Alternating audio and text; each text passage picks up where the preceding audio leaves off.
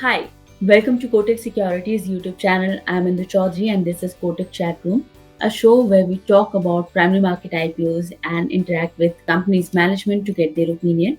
In this special edition, we are going to be focusing on the upcoming IPO of Bluejet Healthcare. Joining in to discuss more details on this IPO with me, Mr. Shiven Arora, Managing Director of Bluejet Healthcare, and Mr. Ganesh Karuppannan, CFO of the company. Gentlemen, welcome to Kotak Chat Room and thank you so much for taking the time out. Thanks for having us. Thanks for having us. Okay, so Mr. Arora, I would like to understand from you what is the objective behind launching this IPO?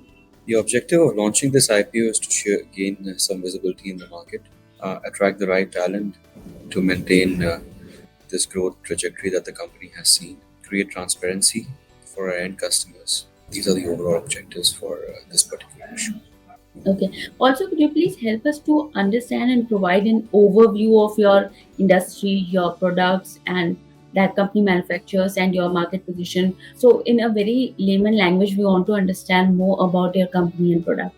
We are a CDMO company, which is for contract development and manufacturing. So, as a company, we have strong technology platforms which are chemistry linked, and we sell our technologies and capabilities and then make strategic tie-ups with our end customers to manufacture the key intermediates for their end APIs that they are doing at their geographies. We are an export-led company. One of the business verticals is contrast media, followed by artificial sweeteners, second vertical, and the third vertical is pharma intermediates for the innovators. So contrast media forms about 70% of our overall revenues. So contrast media is basically a dye that goes into the body to enhance the visibility of specific organs, tissues, blood vessels, and they can be read by machines such as CT scans and MRIs. We as a company manufacture intermediates for the key global leaders in this space that at their end make API and formulations. They also in some cases make medical devices, and that's one of the reasons this is a highly specialized industry. It's part of a very large solution of medical devices, and this caters to the medtech industry. In artificial sweeteners, we make sodium saccharine, which finds its way in various applications. But our focus is the performance side, the premium side of the segment, the oral healthcare, beverages, and pharmaceuticals. The third vertical, which is about close to 6%, 5 to 6% of our overall revenues, is pharma intermediates. These are intermediates for next gen molecules, first of its kind intermediates, and we participate in certain NC programs of certain innovators. Bulk of our revenues, more than 75% of it, is export led, majorly in regulated markets such as Europe, US, and Japan. When you talk about these three segments, contrast media accounts for 70% of the revenue, and saccharin is around 50% of our revenue. The balance 5% is from DI API. If you see the growth rate from 2021 to 2023, our sales have grown by 20%. We are a company with an average EBITDA margin ranging between 32% to 35%, with a PAT margin of anywhere between 22 to 25% during the historical period. Okay, but sir, there is a pressure in the EBITDA margin from FY20 to 23. What is the reason behind it? If you notice, the entire pharmaceutical and specialty sector, specialty chemical sector got impacted by chemical prices increase between 22 to 23. Also, the ocean freight went up significantly during this period. So we got impacted because of this price hike.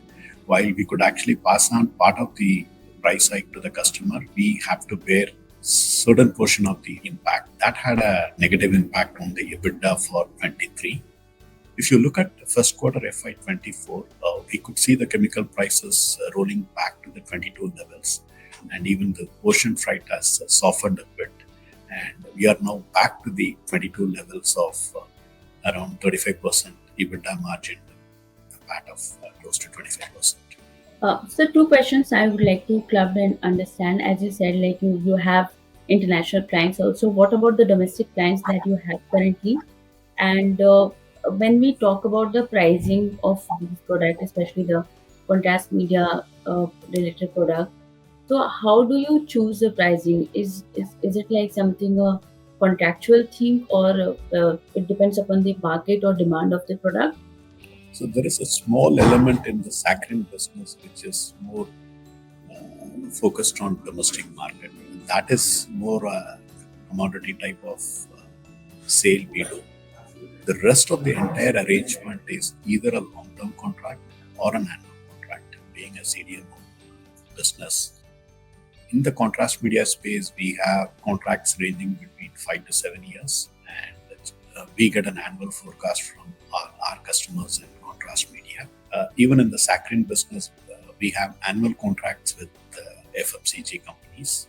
And we also talked about PI API, where our focus is to go with innovator, where we participate in their development right from phase 3. So we obviously get a medium to long term forecast from these customers. So, are there any plans to enter into this, or you are already there in these advanced pharmacy solutions also? So we are basically into intermediate manufacturing. As we move up the value chain, we make advanced intermediates in the past 10 years. So we see our net realization per kg increasing significantly over time, and we're becoming very critical to our end customers. So these are pure play imaging companies, medtech companies based out of Europe, US. The intermediates that we sell to them, they are gaining market share in their end global markets. So we see our customers growing, and in turn, this definitely translates to more offtake requirements. So as of now, if we see, you don't have any peers in this domestic market currently. So what are your view on this growing industry, especially in India? Because such kind of sectors and industries are already developed in the nations like Europe or maybe US. But what kind of growth do you expect for the domestic industry? Fortunately for us, we get an opportunity to supply in the developed healthcare systems and also get the upside in the emerging markets. I'd like to take a step back and give you a brief outline about the overall segment worldwide. So, four key players have more than 75% global leadership for the past 10 years, so which means that even if our sales are concentrated for intermediates in Europe, customers make APIs and formulations and sell it worldwide. So, this helps us to get the upside in volume offtake in the emerging markets as well. And what kind of growth do you expect in this diagnostic industry in India? See, like maybe I will just give you a global snapshot, then I will go to India. Today, if you look at 81% of the market share, like if I just split contrast media into iodinated product as well as gadolinium based product. Iodinated goes into X-rays and CT scans, and gadolinium based products go into MRIs. Take that 6 billion market. 81% of this market today controlled by North America, Europe, China, and Japan. So the rest of the world actually has only 19%. So for us, the way we look at it is there is a significant growth opportunity starting from China to rest of the world.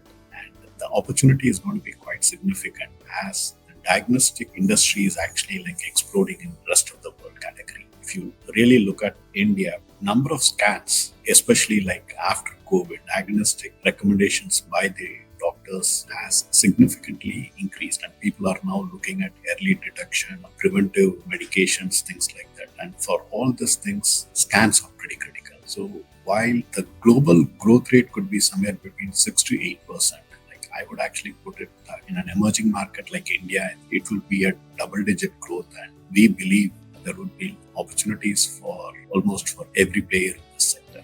So, in terms of the challenges currently that we are facing, or maybe the entire world is facing, is the geopolitical crisis. So, do you think that such kind of situations may impact the business, or maybe it can create a challenge for the business to explore more or to expand more? Maybe I will first take it on, followed by Shiven. We had actually seen a COVID. In fact, that happened to be a boom for most of the pharmaceutical and diagnostic industries. Then we saw the Ukraine war. It didn't actually make much impact. Maybe it has become one more. While the current situation is quite concerning for everybody, we believe having addressed a couple of black swan events last 3-4 years, I think we can tide over this current crisis. And in our belief, it should not affect the healthcare industry. Yeah, I mean, just to add on to that, these are life-saving scans. Image-guided therapies such as angioplasty and everything are very critical for patient care. And now we see a paradigm shift not only from a diagnostic standpoint, but now they're using this term called theranostics, where they're combining the targeted medicines along with the dye. So therapy and diagnostics is we see a paradigm shift in terms of not only diagnosis but a treatment option as well. And our customers have been doing imaging for the past 50 to 100 years, and we would like to continue to be a part of their overall growth journey. The last question I would like to know, what is the USP of your company that retail investors should invest in this company? I think retail investors really appreciate the high ROCE numbers. I think we are north of 30%. Revenue CAGR has been quite healthy. We are debt-free business, and our endeavor is also to grow this business very sustainably. The capacities that we add, well thought through. We operate in a segment which has low gestation period, and I feel that the capex that we do is very well engineered, not only by our internal teams but also our customers based out of Europe and US. They help us. These are fairly automated plants. Our endeavor is to definitely continue to innovate and execute our plans. Great. Thank you so much for talking with us and taking the time. Thank you so much, and we wish you all the very best for your upcoming IPO. Thanks a for your lot. time. Thank you. Have a great day. Investments in securities market are subject to market risks. Read all the related documents carefully before investing.